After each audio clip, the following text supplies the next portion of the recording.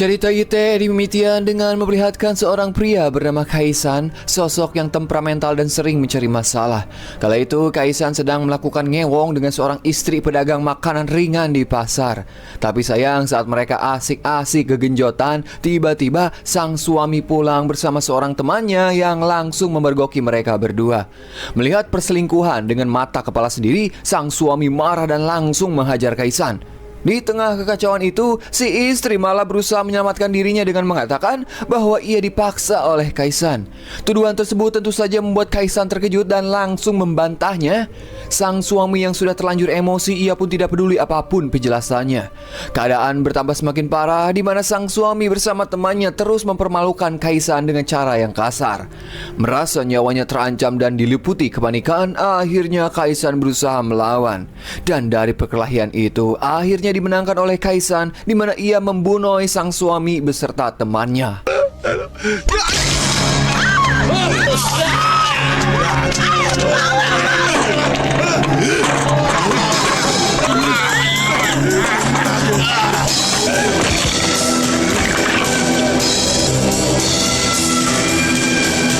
Tak cukup sampai di situ, Kaisan yang sudah diliputi kemanikan kembali melakukan tindakan kejam, di mana ia menghabisi wanita yang menjadi selingkuhannya demi menghilangkan saksi.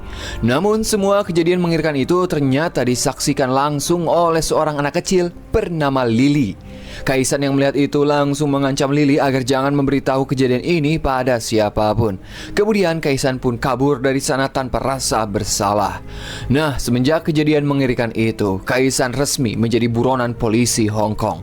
Karena takut tertangkap, lantas Kaisan memutuskan kabur sejauh mungkin ke Afrika Selatan demi menghilangkan jejak. Singkat cerita, 10 tahun berlalu. Sekarang Kaisan menjalani kehidupan baru dengan bersembunyi di Afrika Selatan. Untuk menyambung hidup, ia bekerja sebagai juru masak di sebuah restoran milik temannya yang bernama Kay. Restoran tersebut berada di kawasan Chinatown, dekat pusat kota, dan menjadi tempat berkumpulnya banyak perantau Tionghoa. Selama bertahun-tahun, Kaisan berhasil menyembunyikan masa lalunya dan menjalani hidup layaknya orang biasa. Meski sudah memiliki pekerjaan, kehidupan Kaisan tidak berjalan mulus. Belakangan ini, ia sering dimarahi oleh istri Kay karena dianggap ceroboh, malas, dan sering membuat kesalahan saat bekerja. Bahkan wanita itu berkali-kali meminta suaminya yaitu Kay agar segera memecat Kaisan. Namun Kay menolak permintaan tersebut dan mencoba menenangkan istrinya. Menurut Kay, pencari pekerja yang mau digaji murah sekaligus menjaga restorannya sangat tidak mudah. 快啲出去幫手啦！王八蛋，呢個阿雞啊，越嚟越睇唔順眼。好難先揾到個人收咁平嘅人工，同你乜都做㗎。 Sementara itu, di sisi lain terlihat Lily sudah beranjak dewasa dan bekerja sebagai pramugari di sebuah maskapai penerbangan. Setelah bertahun-tahun berlalu sejak insiden mengerikan yang menewaskan kedua orang tuanya di awal film, kini Lily berusaha menjalani hidup seperti orang pada umumnya. Pada suatu hari, ia mendapat tugas terbang ke Afrika Selatan. Kebetulan perjalanan tersebut sekaligus ia manfaatkan untuk berbulan madu bersama suaminya karena mereka baru saja menikah. Sebelum menuju penginapan, Lily beserta suaminya dan beberapa teman memutuskan mampir ke sebuah restoran untuk mengisi perut yang kekerbekan. Karena mereka ini sama-sama orang Tionghoa dan ingin masakan yang sesuai selera, lantas mereka pun mendatangi restoran Cina milik Kay, yang kebetulan menjadi satu-satunya restoran Cina di kawasan tersebut. Di saat bersamaan, terlihat Kaisan baru saja kembali setelah membeli daging babi untuk bahan restoran. Ketika ia berjalan melewati meja para pelanggan, Lily tiba-tiba merasa mual dan pusing tanpa mengetahui penyebabnya. Trauma yang selama ini terpendam seakan muncul kembali begitu saja. Tanpa ia sadari, aroma tubuh Kaisan memicu ingatannya kepada kejadian tragis yang pernah ia saksikan saat masih kecil. Sejak kejadian itu, setiap mencium bau tubuh Kaisan, Lily selalu memberikan reaksi yang sama, seolah-olah otaknya belum pernah benar-benar melupakan mimpi buruk tersebut.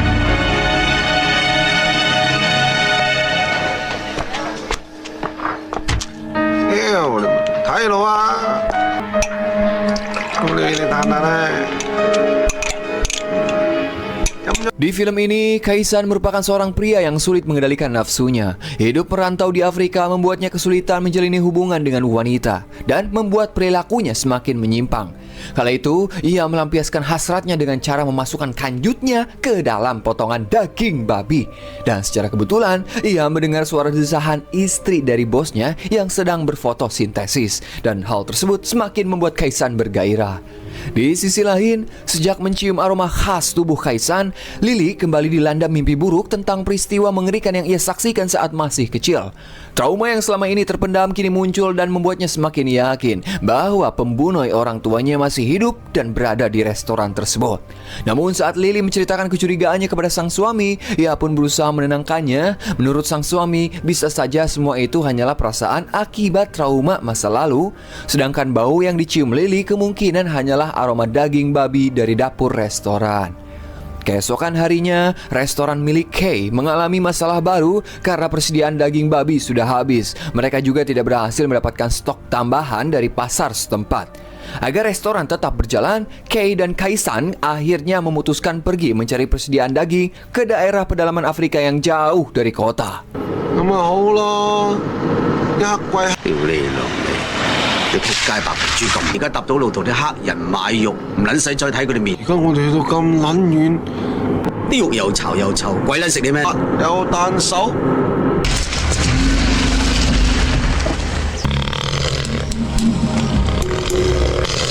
走啊！有你條賓，撚喐佢唔知嘅。收你老母！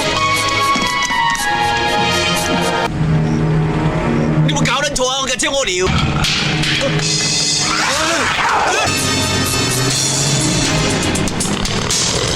Dalam perjalanan menuju daerah suku pedalaman, Kaisan terus memperhatikan kehidupan masyarakat suku setempat.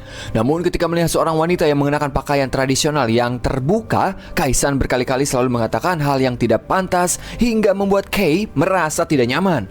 Melihat tingkah karyawannya yang berlebihan, Kay akhirnya menegur dan memintanya berhenti mengatakan sembarangan dan lebih baik kamu fokus menyetir aja daripada membuat masalah di tempat orang.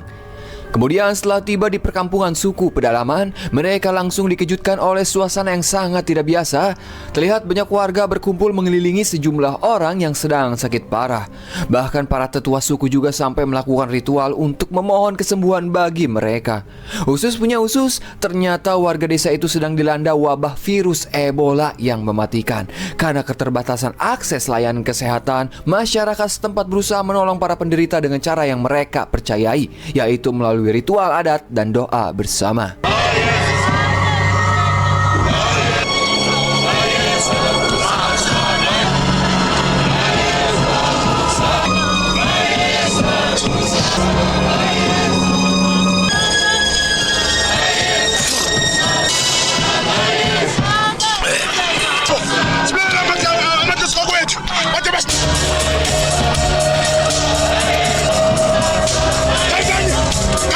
Sedikit info barudak mengenai virus Ebola. Jadi virus ini pertama kali diidentifikasi pada tahun 1976 setelah terjadi wabah di dua wilayah Afrika, yaitu Republik Demokratik Kongo dan Sudan. Nama Ebola sendiri diambil dari nama sebuah sungai di Republik Demokratik Kongo yang berdekatan dengan lokasi munculnya wabah tersebut. Para ilmuwan menduga virus ini berasal dari hewan liar, terutama kelelawar buah, yang kemudian dapat menular ke hewan lain seperti primata, termasuk monyet dan simpanse, sebelum akhirnya menginfeksi manusia. Orang yang terinfeksi virus Ebola biasanya mengalami gejala berat seperti demam tinggi, menggigil, lemas, nyeri otot, mata merah, diare, muntah-muntah, hingga muncul pendarahan pada kasus yang sudah parah. Pada masa itu, penyakit ini sangat ditakuti karena tingkat kematiannya tinggi dan belum tersedia vaksin maupun pengobatan yang efektif. Tak heran jika setiap kali terjadi wabah, banyak daerah harus diisolasi untuk mencegah penyebarannya. Virus Ebola menyebar melalui kontak langsung dengan darah atau cairan tubuh yang terinfeksi, serta benda yang telah terkontaminasi. Penyakit ini tidak menular melalui udara seperti flu, namun tetap sangat berbahaya karena mudah menular jika terjadi kontak langsung dengan penderita. Oleh karena itulah wabah Ebola menjadi salah satu penyakit yang paling ditakuti di dunia dan menjadi dasar cerita dalam film ini. You are the chief? I got some there. Oh, thank you. How much for one? It's 200 for you. 300? Yes, yes. Yes. The chief, where's the pay? It's over there. Setelah meninggalkan perkampungan tersebut, Kay dan Kaisan berusaha pulang membawa persediaan yang mereka dapatkan. Namun di tengah perjalanan, mobil mereka tiba-tiba terhalang oleh sekumpulan gajah yang melintas. Kay yang panik berusaha menghindar, namun sayang mobil yang dikendarainya malah menabrak pohon dan mogok. Lantas Kay mencoba memperbaiki mobilnya sendiri, sementara Kaisan malah pergi dan berjalan masuk ke dalam hutan. Di dalam hutan, secara tak sengaja Kaisan bertemu dengan seorang wanita suku pedalaman yang nampak kesakitan. Alih-alih menolong, Kaisan malah melakukan tindakan bejat terhadap wanita tak bersalah itu, di mana ia memperkaos wanita tersebut tanpa mengetahui bahwa si korban sudah terinfeksi virus Ebola. Otomatis Kaisan juga ikut tertular. Tak lama, tiba-tiba wanita itu muntah dan mengenai wajah Kaisan. Hal tersebut malah membuat Kaisan semakin marah, di mana ia membunuh wanita itu dengan menggunakan batu.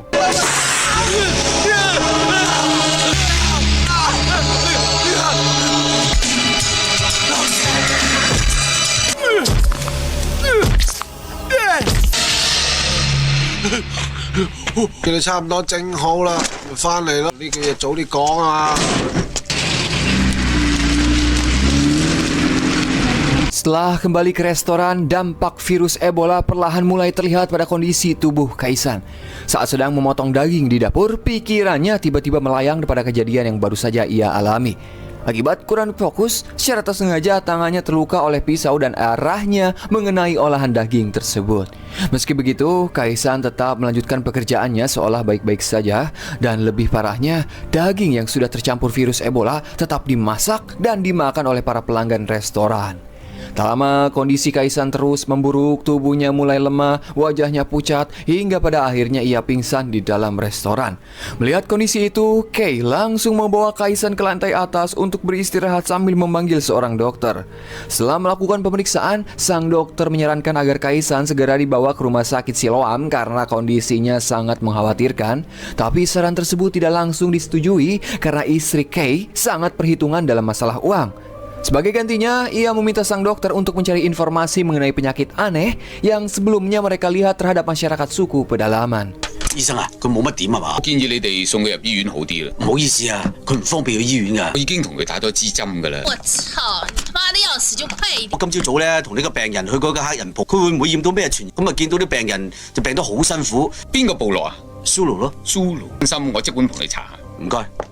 醫生啊，我送你出去啊。好啊。 Singkat cerita, malam pun poe, Kay kembali menemui si dokter setelah berhasil mendapatkan informasi mengenai penyakit yang menyerang masyarakat suku pedalaman. Begitu mendengar penjelasan tersebut, dokter langsung terkejut karena menyadari bahwa penyakit itu adalah virus Ebola, salah satu virus paling berbahaya yang dapat menular dengan sangat cepat. Dokter kemudian menjelaskan kepada Kay bahwa virus tersebut dapat menyebar melalui kontak langsung dengan cairan tubuh orang yang terinfeksi. Karena itu, ia menyarankan agar Kay dan istrinya segera memeriksakan kondisi mereka ke rumah sakit. Namun tanpa mereka sadari, ternyata Kaisan merupakan salah satu orang dengan kondisi terkena virus Ebola tetapi tidak memperlihatkan gejalanya. Sementara di rumah Kay, terlihat Kaisan lagi-lagi tidak bisa menahan nafsunya setelah melihat istri bosnya. Bahkan ia juga mencoba memperkaos beliau. Namun saat bersamaan, tiba-tiba Kay datang dan memergoki perbuatan bejat itu. Merasa panik dan takut kejahatannya terbongkar, terpaksa Kaisan membunuh bosnya sendiri dengan sangat sadis. Setelah Kay tewas, perbuatan kejamnya tak cukup sampai di situ. Kaisan terus mengancam istri Kay untuk melanjutkan nafsu bejatnya. Dan setelah beres, Kaisan malah menyiksa istri Kay dengan cara menyongkel matanya. Setelah itu, Kaisan juga membunuh istri Kay dengan cara sadis, tentunya untuk menghilangkan jejak.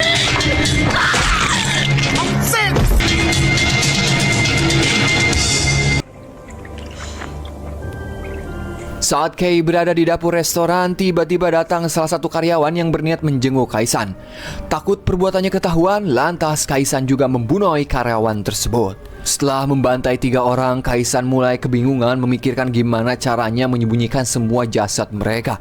Nah, disinilah Kaisan memiliki ide yang sangat gila, di mana ia berniat menjadikan jasad mereka sebagai bahan makanan untuk restoran ini. Lantas Kaisan pun mulai memutilasi satu persatu bagian tubuh mereka. Dan rencananya olahan daging tersebut akan dijadikan menu baru restoran, yaitu burger. Rotinya lembut, dagingnya juicy lucy, mahal ini Reski Febian bisa pesan online.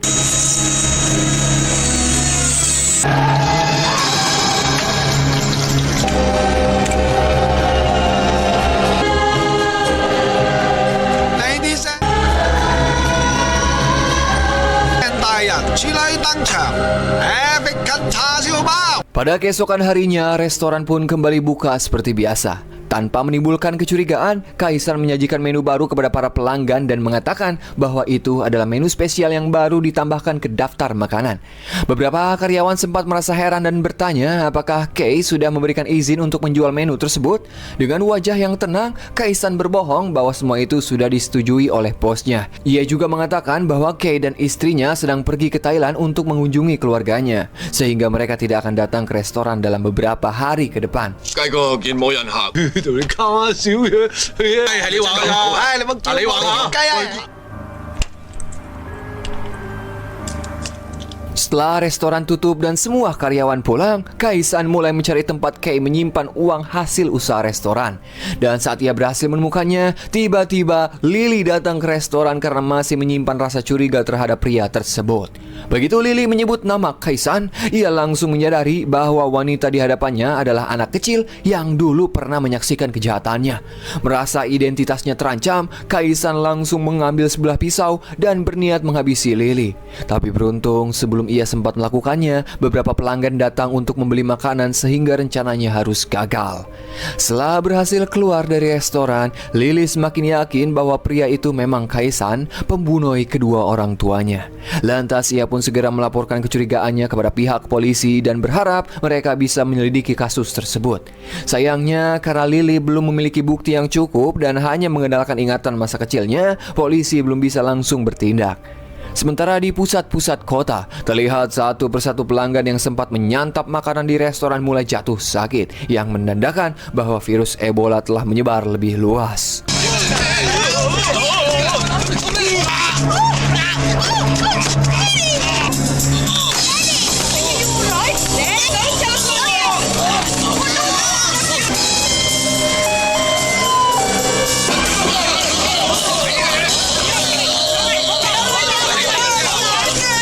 Dengan membawa uang hasil curian serta menggunakan identitas palsu, Kaisan kembali melarikan diri agar tidak tertangkap. Kali ini ia memutuskan pulang ke Hong Kong, kota yang dulu ia tinggalkan setelah menjadi buronan.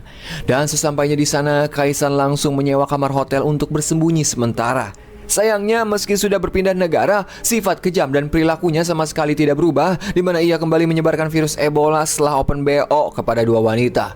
Dan pada hari selanjutnya, terlihat dua wanita yang pernah disewa Kaisan mendadak mengalami kejang-kejang yang harus dilarikan ke rumah sakit. Kasus misterius tersebut dengan cepat menjadi perhatian publik dan diberitakan oleh berbagai media TV.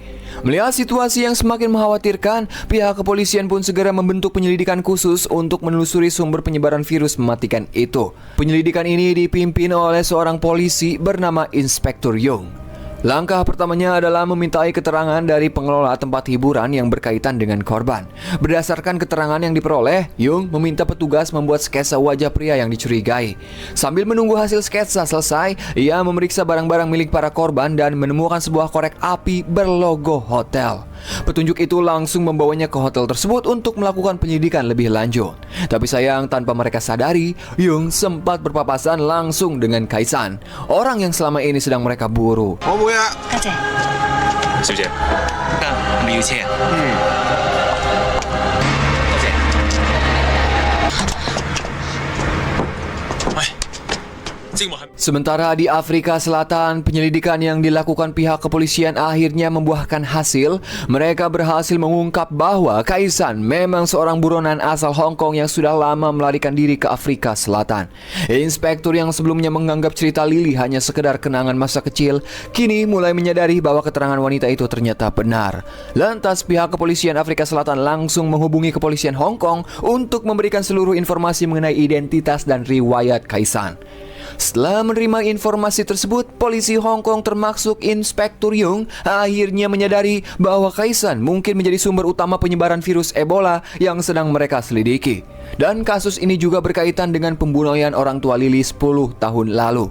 Lantas Lily pun kembali dipanggil untuk membantu penyelidikan. Polisi berharap Lily dapat mengenali Kaisan, terlebih ia bisa mengenali Kaisan hanya dari bau khas tubuhnya. 楊 Sir，除咗你頭先講嗰啲資料，仲有冇咩？伊波拉病毒傳播開去嘅人，好有可能殺死你老豆老母嗰個兇，即係佢喺10年前香港殺死3個人，殺死另外3個人，再潛逃翻嚟香港。個衰人啊！唔好話我嚇你啊！千祈唔好接近佢。佢嘅體液啦、口水啦、汗液啦，甚至係精液咧都好有機。楊 Sir，佢殺死我父母㗎。冇，我循例話聲你聽啫。 Di sisi lain, terlihat Kaisan menemui mantan pacarnya yang sekarang sudah memiliki suami dan seorang anak. Sayangnya, kehidupan rumah tangga wanita itu tidak bahagia karena suaminya sering menjual barang-barang milik keluarga demi membeli narkoboy. Melihat kesempatan itu, Kaisan berusaha mendekati mantan pacarnya dengan bersikap baik. Bahkan dia mengajak wanita itu beserta anaknya berbelanja agar mendapatkan kepercayaan. Namun tanpa ia sadari, Kaisan kembali menyebarkan virus Ebola kepada orang-orang di sekitarnya. Di mana saat ia bersin, percikan cairan dari mulutnya tanpa sengaja mengenai seorang pegawai wanita yang sedang tertidur di tempat kerjanya. 不過呢條啊仲好。女女啊，條裙靚唔靚啊？睇啊！你唔好氹媽咪喎。喂，點啊你？見到你要唔要啊？ Dan yang lebih parahnya, virus itu juga menular melalui gelas minum bekas Kaisan yang tanpa sengaja disentuh oleh salah satu karyawan restoran. Naasnya saat itu tangan si karyawan sedang mengalami luka sehingga resiko virus masuk ke dalam tubuh menjadi lebih besar. Setelah keluar dari restoran, Kaisan pun berjalan di sekitaran kota Hong Kong tanpa mempedulikan kondisinya. Kemudian saat ia melihat-lihat baju, lagi-lagi Kaisan kembali bersin. Dan percikan bersin itu secara tak sengaja mengenai seorang pemuda yang kebetulan lewat di depannya. Singkat cerita, malam pun poek. Kali ini yang terkena virus itu adalah suami dari mantan pacarnya, di mana si suami yang sedang mabuk sempat meminta uang kepada Kaisan. Bahkan ia juga meminum air bekas Kaisan. Dan pada keesokan harinya, terlihat di pusat kota, mulai dari jalanan, pusat berbelanja, stasiun kereta, orang-orang yang terkena virus ini mulai mengalami gejala awalnya, di mana mereka mendadak kejang-kejang disertai muntah.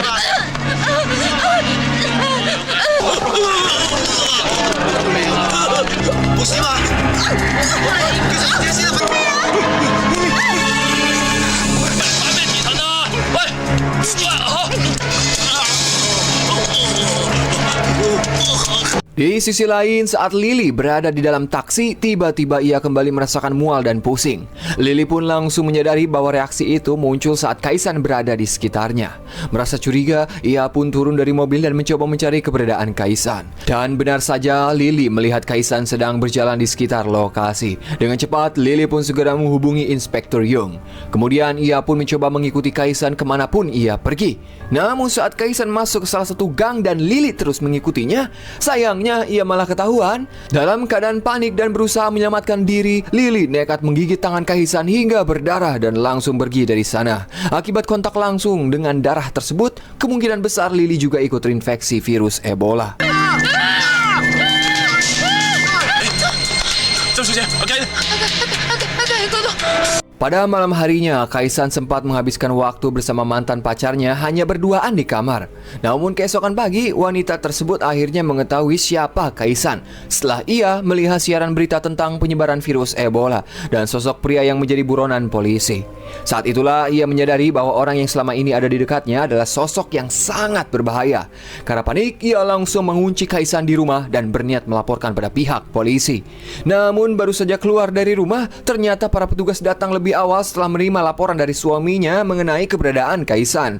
Dan rumah itu pun langsung dikepung oleh pihak kepolisi yang sudah memakai baju pelindung untuk mencegah penularan virus. Namun situasi berubah semakin parah saat Kaisan berhasil kabur dan menyadari bahwa dirinya sudah terpojok. Dirinya malah sengaja memanfaatkan virus Ebola sebagai senjata untuk melawan polisi. Tak hanya itu, ia juga menyandra anak dari mantan pacarnya. Di sini Kaisan pun menjadi semakin membabi buta, di mana ia menyerang para petugas menggunakan darahnya sendiri. Tapi beruntung pihak polisi sudah memakai baju pelindung. 死肥仔，交更你過嚟啊！着成個七碌咁樣。追啊！我撚住大膽啦，死肥！呀，下撚辦？咪撚跟住你啊！快啲叫白聲，叫白！開槍啊！ Setelah itu, Kaisan kembali mengamuk dan menyerang para warga di sekitarnya. Suasana di lokasi kejadian pun berubah menjadi sangat kacau karena semua orang berusaha menyelamatkan diri sambil menghindari resiko tertular. Namun naas, insiden tragis pun harus menimpa anak dari mantan pacarnya, di mana anak itu tewas akibat tercekek. Melihat situasi yang semakin parah, pihak polisi pun langsung menembakkan peluru bius ke arah Kaisan. Tetapi Kaisan yang cerdik, ia nekat memotong sebagian kulitnya agar dapat memperlambat efek obat bius.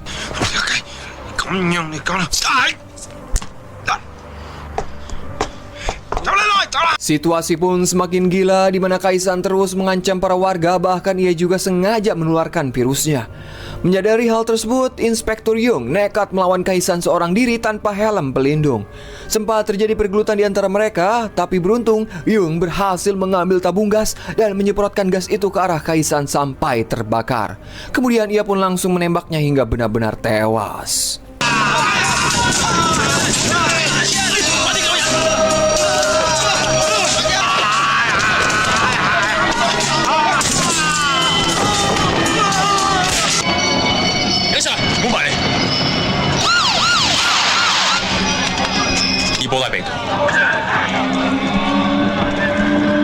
Meski Kaisan sudah tewas, sepertinya penyebaran virus Ebola belum benar-benar berakhir di Hong Kong. Dalam adegan terakhir, terlihat ada seekor anjing memakan potongan kulit Kaisan di lokasi kejadian. Kemudian, anak kecil pemilik anjing tersebut terlihat sedang makan bersama peliharaannya dan bahkan berbagi makanan dengan si anjing. Dan sudah dipastikan bahwa penyebaran virus Ebola masih terus menyebar.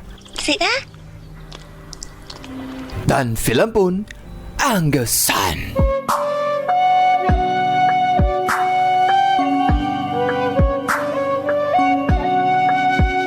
Yoes, mungkin segitu info di pusat mengabarkan. Saya Dharma yang bertugas di Republik Kongo mengucapkan hatur nuhun.